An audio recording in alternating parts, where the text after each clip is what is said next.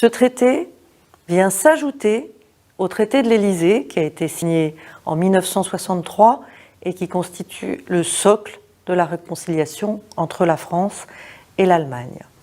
Le traité d'Aix-la-Chapelle apporte une nouvelle dimension, celle qui est nécessaire pour relever les défis du XXIe siècle.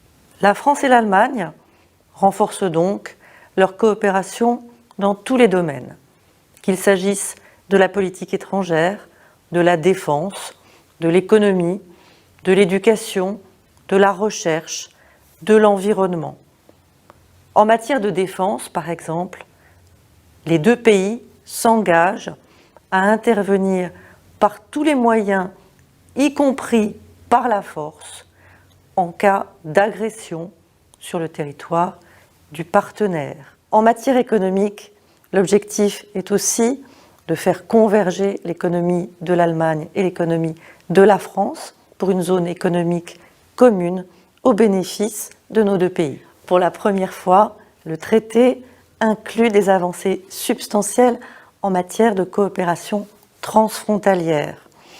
Nous voulons faire en sorte de fluidifier les échanges et de faciliter la vie quotidienne des Français et des Allemands de part et d'autre du Rhin.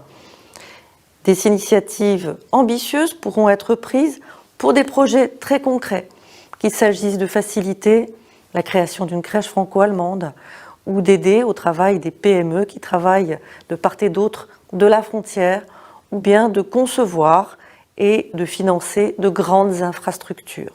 Mais la France et l'Allemagne ambitionnent aussi de continuer à jouer leur rôle moteur dans la construction européenne. Elles s'engagent par exemple à harmoniser la manière dont elles transcrivent le droit européen sur chacun de leurs territoires.